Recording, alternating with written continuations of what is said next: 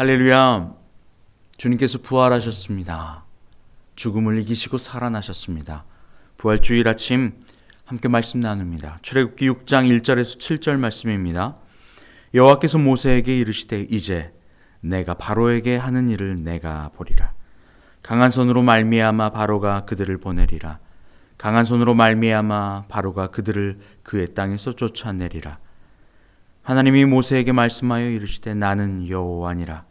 내가 아브라함과 이삭과 야곱에게 전능의 하나님으로 나타났으나 나의 이름을 여호와로는 그들에게 알리지 아니하였고 가나안 땅 곧 그들이 거류하는 땅을 그들에게 주기로 그들과 언약하였더니 이제 애굽 사람이 종으로 삼은 이스라엘 자손의 신음소리를 내가 듣고 나의 언약을 기억하노라. 그러므로 이스라엘 자손에게 말하기를 나는 여호와라.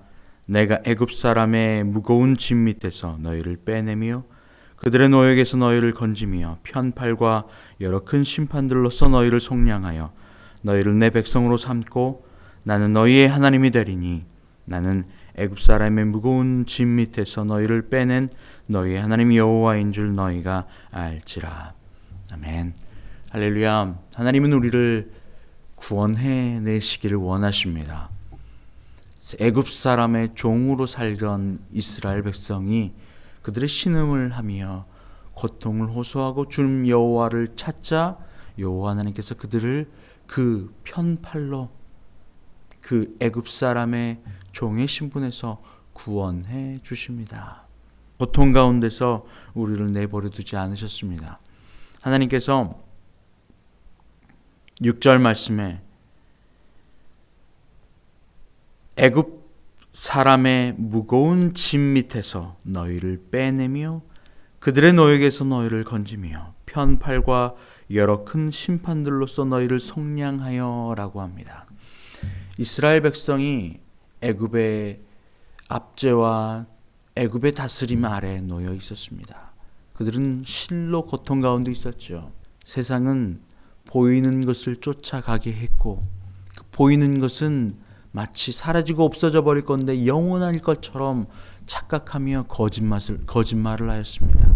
그리고 사라지고 없어져 버릴 유한한 것을 마치 영원한 것처럼 그것을 가지면 그것을 획득하면 마치 우리가 영원히 누릴 것처럼 착각하게 합니다.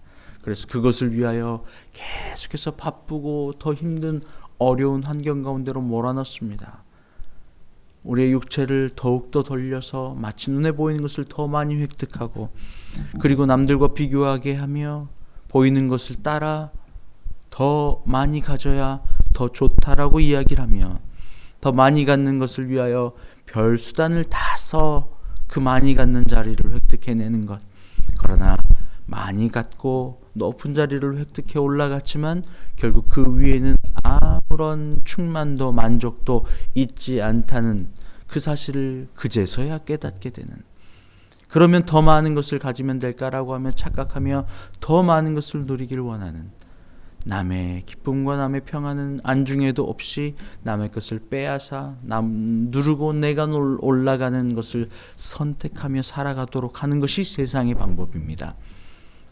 그 어느 누구도 기쁨도 평안도 감사도 없죠. 안식이 없습니다.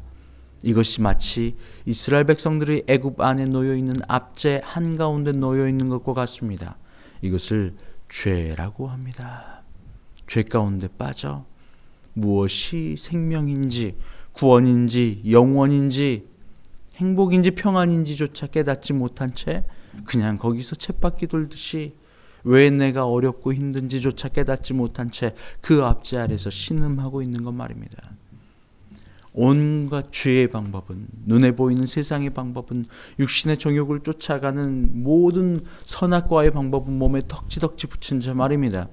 그래서 여호와 하나님께서 뭐라고 하냐면 다시 한번 6절 말씀 마지막에 이렇게 이야기합니다. 편팔과 여러 큰 심판들로서 너희를 속량하여 7절에 너희를 내 백성으로 삼고, 무엇으로 그들을 속량한다고 이야기합니까? 큰 심판들로서 너희를 속량한다고 이야기합니다. 심판은 잘못한 사람에게 벌을 주고 잘한 사람에게는 패스 시켜주는 게 심판 아닙니까? 그런데 이 가나안 땅에 내려진 10가지의 재앙들로 말미암아 너무 힘들었을 텐데 하나님은 그 힘든 그 상황들을 가지고 뭐라고 하냐면 이스라엘 백성들을 속량하는 과정이었다라고 이야기합니다. 왜요? 너무 더러운 것, 세상의 한복판에 세상의 방법으로 살아가는 우리들에게 너무 덕지덕지 붙이고 있으니까 하나님을 나의 구주로 고백하며 주님을 쫓아가기 위해서 무엇이 필요하다고요? 우리를 씻는 행위가 필요하다고요. 큰 심판들로서 우리를 속량한다고요. 그래서 하나님께서 우리를 더욱더 죄를 벗겨내시고 씻어내시고 하는 과정들이 필요한 겁니다. 더러운 것이 한가득 몸에 묻어 있으면 그것을 물을 뿌리고 때를 밀고 하면서 씻어내는 그 어려운 과정들을 거쳐야지만 깨끗해지는 것 아닙니까? 똑같습니다. 속량의 과정, 우리의 죄를 벗겨내는 과정, 여러분 이것이 마치 필터를 거쳐가는 것처럼 더러운 것이 깨끗이 씻겨지는 필터를 거쳐가야 깨끗해지는 것처럼 세상의 한복판에서 죄 가운데 억눌려 고통하고 신음하는 우리들, 세상의 방법들로 온통 우리의 생각과 우리의 의식과 우리의 방법이 다 프로세싱 되어 있는 우리를 완전히 바꿔 하늘의 방법, 하나님의 방법으로 변화시켜주기 위해서 우리에게 이 속량의 과정이 필요하다고요. 고통스럽죠. 어렵죠. 이전과는 다른 방법으로 살아나가야 되죠. 그러나 이것을 회로를 바꿔내는, 의식을 바꿔내는 그러한 과정이 필요하다고요. 그러한 과정이 바로 심판이라고 하는 오늘 이스라엘 백성들에게는 너무나도 고통스러운 그 과정들을 통해서 그들의 죄를 씻겨내고 그들의 생각의 방향을 바꿔내고 세상의 똑같은 방법들, 더 많이 갖자, 더 높이 올라가자, 누군가를 낮추고 내가 올라가자, 그것이 행복이다, 기쁨이다 라고 이야기하는 수많은 세상의 방법들, 이것을 다 낮추고 오늘 죽음 이기시고 오신 예수 그리스도 그 방법 내려가자, 상대를 위하여 내 목숨을 내어주자, 이것이 가장 큰 구원으로 가는 길이고 예수 그리스도께서 오셔서 보여준 길이다 라고 이야기하시는 그 하나님의 놀라운 축복을 우리가 장착해야 돼요. 완전히 다른 방향이죠. 그러니 씻김의, 속량의, 심판의 그런 과정이 필요한데 그것이 내가 죽는 과정이에요. 마치 눈에 보이는 게 다라고 착각하는 그것이 나예요. 그 내가 완전히 죽고 속량되고 씻겨서 사라지고 없어져 버려야 내 안에 그리스도 예수의 십자가의 방향이 자리 잡고 그 방향과 그 의식으로 살아가는 거예요. 베드로전서 1장 6절에서 9절 말씀에 그러므로 너희가 이제 여러 가지 시험으로 말미암아 잠깐 근심하게 되지 않을 수 없으나 오히려 크게 기뻐하는도다. 너희 믿음의 확실함은 불로 연단하여도 없어질 금보다 더 귀하여 예수 그리스도께서 나타나실 때에 칭찬과 영광과 존귀를 얻게 할 것이니라. 예수를 너희가 보지 못하였으나 사랑하는도다. 이제도 보지 못하나 믿고 말할 수 없는 영광스러운 즐거움으로 기뻐하니 믿음의 결국 곧 영혼의 구원을 받음이라. 우리의 영과 혼과 육이 잘 마지막 때까지 보존돼요. 주님 앞에 그 가는 그날 우리의 믿음의 결국, 우리의 구원의 결국, 우리의 영과 혼의 구원, 예수 그리스도를 주로 시인한 순간 우리의 영은 구원을 받습니다. 그런데 문제는 교회를 다닌다고, 믿음을 받았다고, 구원을 얻었다고 많은 이야기를 듣지만 우리의 삶의 생각의 의식의 방향은 전혀 바뀌지 않은 것 같아요.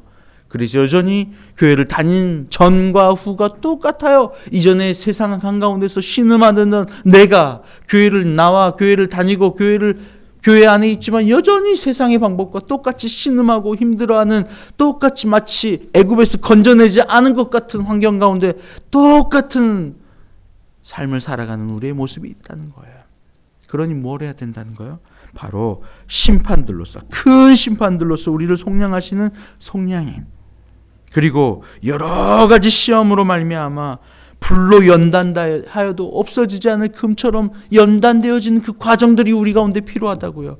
그럼 그 과정들을 통해서 어떻게 된다고요? 우리를 압제의 한가운데, 세상의 한가운데 세상으로 뒤집어 쓰고 더러움으로 뒤집어 쓰고 있는 우리를 깨끗이 씻어내는 과정을 거쳐 결국 우리의 의식도, 우리의 혼과 영이 다 구원의 자리. 그래서 이제는 어떠한 환경들, 세상의 한복판에 내려놔도 나는 주의 백성이지, 나의 백성, 나는 여호와 하나님, 야훼 하나님. 야훼는 어떤 하나님입니까? 충만입니다. 스스로 계신 분이잖아요. 그것이 야훼라고 하는 뜻 아닙니까? I am that I am. 홀로 계시는 분, 홀로도 충만하신 분, 사랑이신 분, 그분이 나의 하나님이 되시니 뭡니까? 이 땅을 창조하신 창조주, 전능주. 그런데 내가 그분의 자녀 됐음을, 그분의 백성 되었음을 이제 믿음으로 알므로 세상의 가치관이 아닌 보이지 않는 영혼을 다스리는 하나님의 가치관으로 살아갈 수 있게 되는 거예요. 더 이상 눈에 보이는 게 다가 아니라는 걸 알게 되는 거죠. 그래서 더 이상 세상에서 많이 갖고 누군가를 낮추고 내가 높아지는 것이 참된 나에게 기쁨과 행복과 천국을 가져다 주는 것이 아닌 십자가의 길, 복음의 길, 오히려 나를 비우고 예수 그리스도로 충만함으로 나를 채우는 것이 결국 나를 천국으로 인도하는 것임을 깨닫게 되어지는 것. 우리가 가야 될 길이 이 길 아닙니까? 제자들이 천국이 어디 있습니까? 묻는 예수님께 예수님은 이런 대답을 하시죠. 여기 있다 저기 있다가 아니다. 제자들은 눈에 보이는 걸 생각했거든요. 그런데 예수 그리스도는 천국이 우리 안에 있음을 고백합니다. 교회를 다녔는데 마음이 지옥이에요. 환경이 지옥이에요. 여러분, 이것은 우리의 영의 구원은 받았지만 우리의 의식과 생각과 우리의 혼의 구원이 전혀 오지 않은 거예요. 그래서 베드로전서 1장 9절은 믿음의 결국은 곧 영혼의 구원이라. 우리의 믿음은 결국 이 살아있어 우리의 의식과 우리의 생각이 구원으로, 그래서 모든 환경과 상황과 상관없이 애굽에서 가나안으로, 천국으로 옮겨져 버린 그들의 의식입니다. 이것이 믿음의 결국이래요. 구원의 결국. 우리는 이렇게 되길 원하잖아요. 그래서 믿음의 생활을 하면 할수록 이전에는 환경이 나를 지배해서 보이는 것이 온통 힘들고 어렵게 만들었는데 믿음을 가져보니까 보이는 게 다가 아니라는 걸 깨닫고 우리 의식도 더 이상 환경이 붙잡혀 있지 않게 되는 거죠. 할렐루야. 이 구원을 여러분이 누리시길 바랍니다. 함께 기도합니다. 하나님 감사합니다. 믿음의 결국, 우리의 영과 혼의 구원, 우리의 혼의 구원, 의식의 구원, 생각의 구원, 바로 이것을 위하여 우리를 여러 가지 큰 재앙과 시험들로 우리를 깨끗이 정화하고 계시는 주님, 그리고 결국에는 우리로 하여금 그리스도 예수와 함께 천국을 경험하게 하길 원하시는 주님, 저희들이 그것을 깨달을 수 있도록 열린 영의 눈을 열어주시옵소서. 예수님의 이름으로 기도합니다. 아멘. 이제는 우리 주님 예수 그리스도의 은혜와 아버지 하나님의 크신 사랑하심과 성령의 교통 감동 감화 충만케 하시는 역사가 이 시간 예수 그리스도의 영원한 죽음이 아니라 영원한 생명으로 가는 귀한 생명의 문임을 깨닫는 주님의 모든 백성들 위해 이제부터 영원토록 함께하옵시기를 간절히 축원하옵나이다. 아멘.